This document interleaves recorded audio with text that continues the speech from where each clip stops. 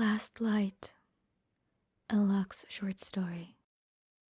The earthquake had struck Terbisi at dawn, the earth buckling like an unbroken colt and splitting apart in gaping fissures.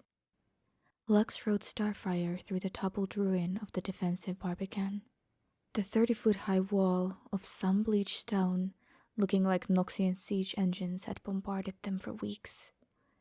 She guided her horse carefully between fallen blocks of masonry, heading to where a makeshift infirmary had been set up within a blue and white mocked pavilion. The scale of devastation was unlike anything Lux had seen before. Terbisia's buildings were crafted from hard mountain granite and Demacian oak, raised high by communal strength, and almost all of them had been completely destroyed. Dust-covered men and women dug through the shattered ruins with picks and shovels, hoping to find survivors, but instead tracked corpses from the debris. Entire streets had simply vanished into the many smoking chasms now dividing the town's districts. Lux dismounted as she reached the pavilion and pushed inside. She wasn't a healer, but she could fetch and carry, or simply sit with the wounded. She thought that seeing the scale of devastation would prepare her for the suffering within the tent. She was wrong. Hundreds of survivors pulled from the wreckage lay on woolen blankets. Lux heard mothers and fathers crying for lost children, wives and husbands clinging to their dead loved ones, and worst of all, bewildered, glassy-eyed orphans wandering lost and afraid. Lux saw a surgeon she recognized in a blood-stiffened apron, washing his hands in a pewter bowl, and made her way to him.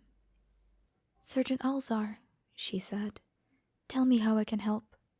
He turned, his eyes haunted and roomy with tears. It took a moment for recognition to penetrate the fog of his grief. "Lady Grungard," said Alzar, giving a short bow. "Lux," she said, "please, what can I do?"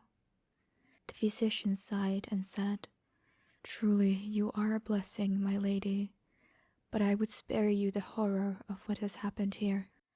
"Spare me nothing, Alzar," snapped Lux. "I am a Demacian, and Demacians help one another."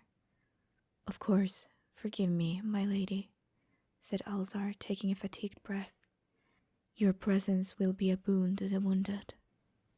Alzar led her toward a young man lying stretched out on a low pallet bed near the back of the pavilion.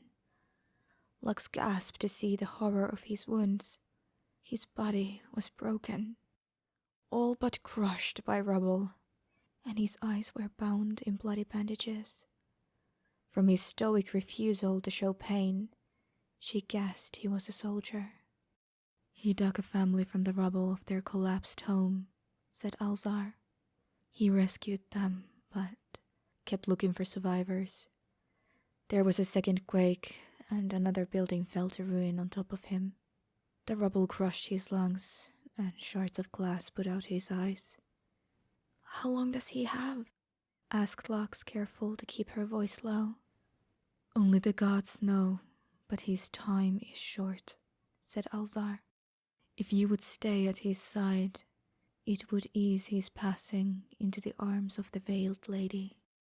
Lux nodded and sat beside the dying man. She took his hand, feeling her heart break for him. Alzar smiled gratefully and turned back to helping those he could save. "It's so dark," said the man, waking at her touch. "Gods, I can't see." "Steady now, soldier. Tell me your name," said Lux. "It's Dotan," he said, wheezing with the effort. "You're named for the hero of Dawnhold." You know the story? It's an old tally against the savages." "Trust me, I know it well," said Lux with a rueful smile. "My brother told it all the time when we were children. He always forced me to play the Freljordi and Kossas, while he played Dothan, defending the harbor single-handedly against the skinwalkers." "I tried to be like him," said the young man, his breath labored and his voice growing faint. A rivulet of blood leaked from beneath the bandages like a red tear. I tried to live up to my namesake. Lux held his hand in both of hers. You did, she said. Alzar told me what happened. You're a true Demacian hero. The lines on Dothan's face eased a little, his breath rattling in his throat as his strength began to fail. Why can't I see? Your eyes, said Lux slowly. I'm so sorry. What's wrong with them? Surgeon Alzar told me you have shards of glass in them. The man drew a sharp breath. I'm dying, he said. I know that, but I should have liked to behold the light of Demacia one last time. Lux felt the magic stir within her, but whispered the mantra taught to her by the illuminators to keep it from rising too close to the surface. Over the years she'd learned to better control her power, but sometimes when her emotions ran close to the surface, it was hard to keep the energies contained. She looked around and, satisfied no one was watching, placed her fingertips on the bloody bandage covering Dothan's eyes. Lux eased the luminous radiance of her magic down through the man's skull to the undamaged parts of his eyes.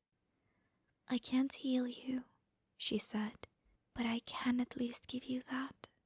He squeezed her hand, his mouth falling open in wonder as Demacia's light shone within him.